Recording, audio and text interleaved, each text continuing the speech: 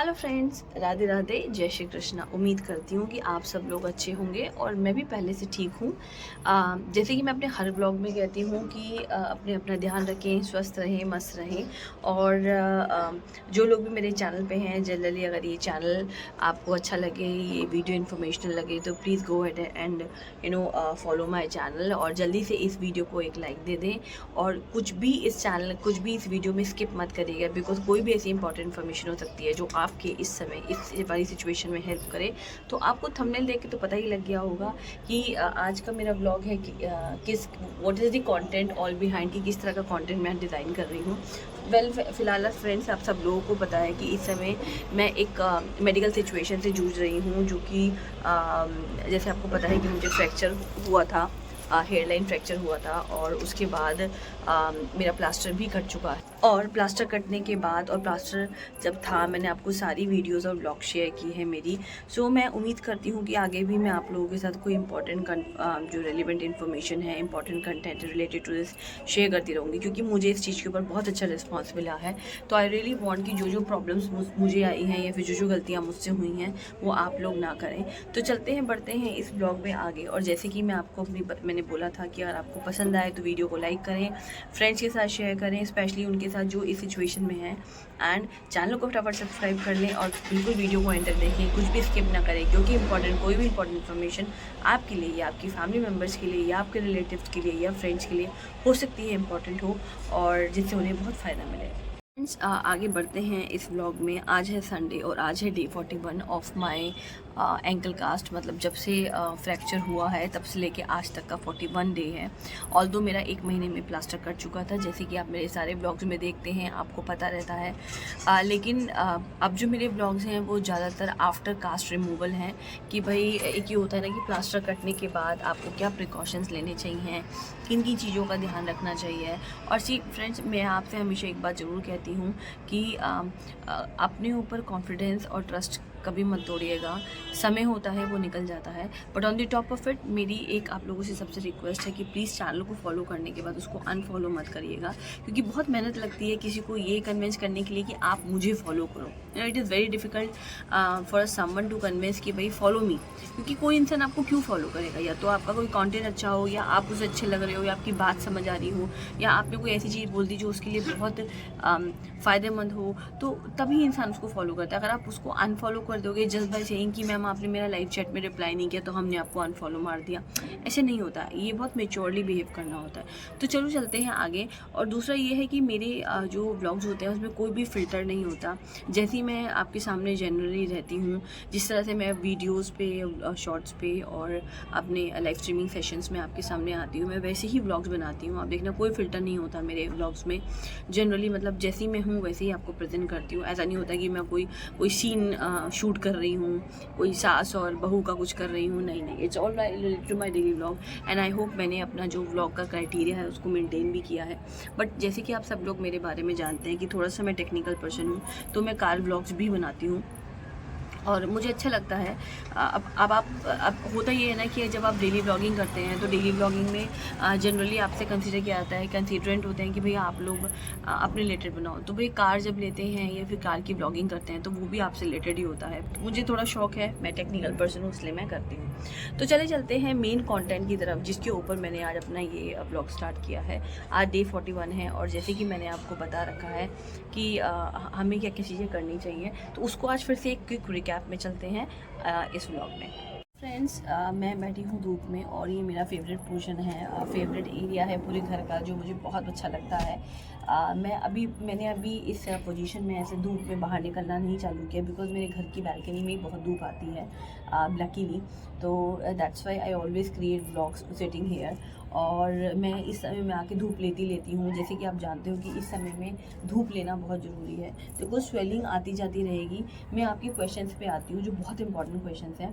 मेरे कुछ बहुत प्यारे व्यूअर्स हैं जो मुझसे बार बार कहते हैं कि दीदी क्या आपको स्टिफनेस आती है? तो मैं उनको बार बार ये कहती हूँ कि हाँ, मुझे स्टिफनेस है। अभी मैं आपको शो भी करूँगी अपने पैर में। कल मैंने थोड़ी सी एक्सरसाइज की थी तो मुझे थोड़ी स्वेलिंग आ गई। तो मैं यही आपको लाइव अपडेट्स अपने बारे में देती रहती हूँ कि आप लोग भी जो मेरे साथ हो रहा है, जो इम्प्रूवमेंट, डेवलपमेंट या जो चीज़ मेरे साथ हो रही है वो मैं आपको बताऊंगी, क्योंकि देखो बॉडी सबकी अलग अलग तरीके से रिएक्ट करती है। बट फ्रैक्चर का ऐसा सिस्टम होता है ना कि अगर एक बार हड्डी टूट जाती है वो जुड़ तो जाती है, लेकिन आपकी ना वो चीज़ वैसे शेप अप में नहीं रहती है। तो उसको लाने के लिए ना, उसकी रेंज लाने के लिए आपको थेरेपीज़ करनी पड़ती हैं और आपको एक्सरसाइज करनी पड़ती है, आपको मालिश करवानी पड़ती है। तो कल was like very good day for me. कल आई हैड अ मसाज। मेरी एक दीदी आए थे, मेरी बॉडी मसाज करते हैं वो, तो उन्होंने मुझे धूप में बिठा के अच्छे से सरसों तेल लगाया। इसका टिप बताती हूँ मैं। सरसों तेल जो होता है वो पका हुआ था, उसमें लहसुन और अजवाइन गरम कर रखी थी बहुत सारी। मैं यूजुअली वो भी तेल अपने पास रखती हूँ। तो उन्होंने कहा कि दीदी हम वो वाला तेल लगाएंगे। तो उन्होंने अच्छे से मुझे धूप में बिठा के मेरे पैरों की मालिश करी, और जिससे कि मेरा जो ये वाला जो पोर्शन है ना उसका, ये खुल जाए। अब आप देखो थोड़ी सी इसमें स्वेलिंग है, तो मैं यही आपको बता रही हूँ कि हल्का सा भी थोड़ा ज़्यादा प्रेशर पड़ जाएगा न मालूम मालिश का, या हल्का सा भी आपकी एक्सरसाइज थोड़ी ज़्यादा हो गई, तो क्योंकि क्या है ना, अभी नस बंधी हुई है, muscles are like all intact, अभी खुलने में टाइम लगेगा। तो जब भी आप कोई चीज़ को ज़बरदस्ती खोलने की कोशिश करते हो तो स्वेलिंग तो आती है। तो फ्रेंड्स, अभी इस ब्लॉग को स्टार्ट करने से पहले मैंने ली है स्वेलिंग की दवाई।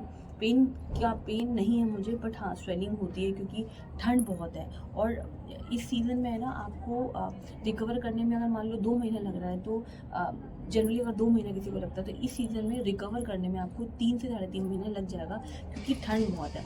वही होता है ना, कहते हैं कि ठंड की चोट बहुत टाइम लेती है ठीक होने के लिए। तो same with fracture, specially ortho की जो चोट होती हैं, जैसे जो भी प्रॉब्लम होती है, it take lot of time to get recovered on.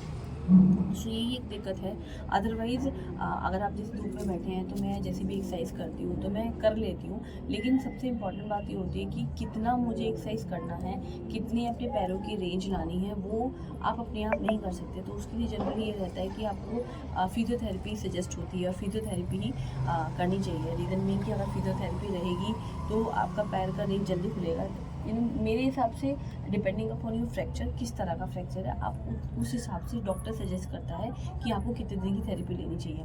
अभी अगर मेरा जाना हुआ तो मैं वो ब्लॉग भी कवर करूँगी, अगर डॉक्टर ने मुझे अलाउ किया है कि हाँ भाई आप शूट कर सकते हो मेरे इस एक्सरसाइजेस को, तो मैं ज़रूर शेयर करूँगी। बिकॉज ऑब्वियसली कि आप मेरे व्यूअर्स से, तो आप ये ज़रूर जानना चाहोगे कि कौन कौन सी एक्सरसाइज तनु दीदी कर रही हैं, और अगर आपको उससे रेफरेंस मिलता है तो आप भी करिएगा। सो फ्रेंड्स, अभी मैं बैठी हूँ धूप में, और मैं आपको थोड़ा सा दिखाती हूँ कि मेरे पैर में कहाँ से स्वेलिंग है। देखिए यहाँ स्वेलिंग बढ़ गई है। आपको स्वेलिंग का कैसे पता लगेगा? आपकी स्किन है ना शाइन होने लगती है, ये एक सबसे बड़ा सिंबल होता है आपकी स्वेलिंग पता करने का। ये देखो, ये सब स्वेलिंग है, तो इट हैपन्स से स्वेलिंग आ जाती है। बट ये है कि अभी जैसे मैंने मेडिसिन ली है, मेडिसिन आपको भी लेनी है। डॉक्टर ने आपको SOS मेडिसिन दी होंगी, जो स्पेशली मेरी वाले स्टेज पर है, जिनको प्लास्टर चढ़ा है उनको नहीं, जिनको उतर चुका है। सो जैसे आपका लेग आपका रिमूव हो गया, तो आपको SOS मेडिसिन जाती है पेन किलर स्वेलिंग के लिए, कि भाई कभी भी स्वेलिंग और वो कहते हैं आपको पेट दर्द हो सकता है।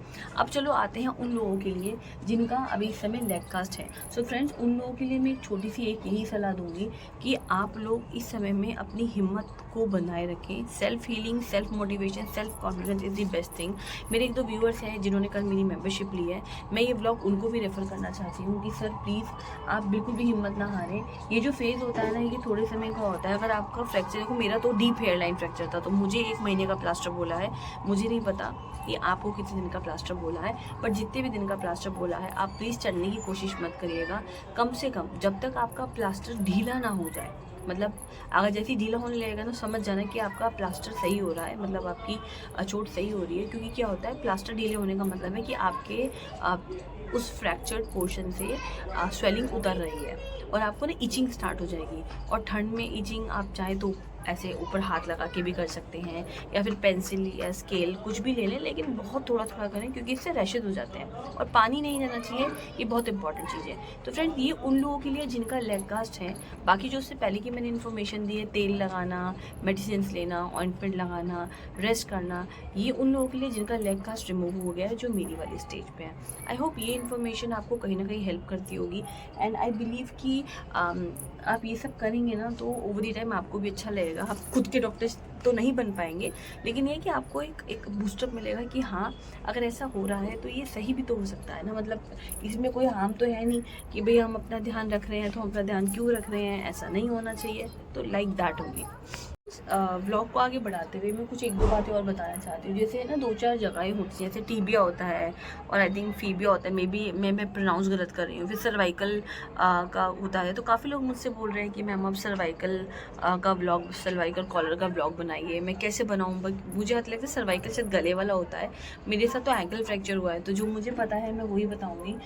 ऐसे क्या है ना कि होता ही है कि क्योंकि मेरे साथ नहीं हुआ, तो फिर मैं अगर आपको वो इन्फॉर्मेशन दूँ और सपोज़ वो आपके काम ना आए, तो फिर कोई फ़ायदा ही नहीं है ये मेरे उस इन्फॉर्मेशन को देने का। तो मेरा मोटिव ये रहता है कि जो भी व्यूअर्स मुझे देख रहे हैं, एटलीस्ट अगर मान लो उनका रिस्ट का है या हाथ का है या हैंड का या एल्बो का है, तो at least they can take advice की एक्सरसाइज में तो नहीं, एक्सरसाइज तो मैं आपको पैर की स्पेसिफिक बता रही हूँ, लेकिन आप खाने में अपना ध्यान रखने में, डाइट, आपका रेस्ट और आपके what are the precaution that need to be taken, what are the tips for the speedy recovery, वो पता है सारी चोट के लिए सेम होता है। सो उसको आप है ना फॉलो करते रहिए और उसके साथ ये भी ध्यान रखिएगा कि ये सब चीज़ें करने के साथ साथ believe in yourself, believe in time, believe in God. Everything happens with time. हर चीज़ का एक हीलिंग टाइम होता है, वो हो जाएगा। और अगर आप ऐसा करते हैं तो आई एम श्योर सून आप है ना इस प्रॉब्लम से, इस मेडिकल सिचुएशन से जल्दी बाहर निकलेंगे। Because it's all in your head. जो फिजिकल प्रॉब्लम है वो है, बट जो आपकी मेंटल है उसको आपको दूर निकाल के फेंकना होगा। That negativity should be converted into a positivity. तो फ्रेंड्स चलो करते हैं इसके साथ इस ब्लॉग को एंड। मिलती हूँ आपको कल एक नए कंटेंट, एक नए ब्लॉग के साथ, हो सकता है कोई नई अपडेट के साथ जो मेरे साथ होता है। टिल देन अपना ध्यान रखें, स्वस्थ रहें, होप बिल्कुल लूज़ मत करें, क्योंकि जो बुरा वक्त होता है ना वो भी निकल जाता है। वक्त की खासियत होती है कि कभी वो सेम नहीं रहता। अच्छा और बुरा वक्त अपने समय के साथ साथ बदलता रहता है। So have trust in time, everything will gonna be fine soon. Till then take care, अपना ध्यान रखें, स्वस्थ रहें। राधे राधे, जय Shri Krishna. And please do not forget to subscribe my channel और इस प्लीज़ ब्लॉग को सब जगह भेजें।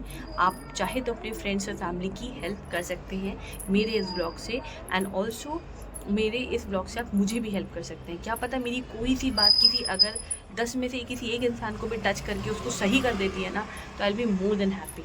Thank you friends, bye bye, take care. मिलते हैं लाइव स्ट्रीमिंग सेशन पे एंड प्लीज़ मेंबरशिप और सुपर चैट, सुपर स्टिकर करते रहें, क्योंकि आपका ही सपोर्ट मुझे आगे लेके जाएगा। अभी मेरा जो फॉलोअर्स का बढ़ने का जो ग्रोथ है वो धीरे है, बट मुझे लगता है कि मैं आप लोगों की हेल्प से उस बेंचमार्क पे ज़रूर पहुँचूँगी जो बाकी लोग पहुँचे हैं। Slow and steady, I will win the race. Bye bye.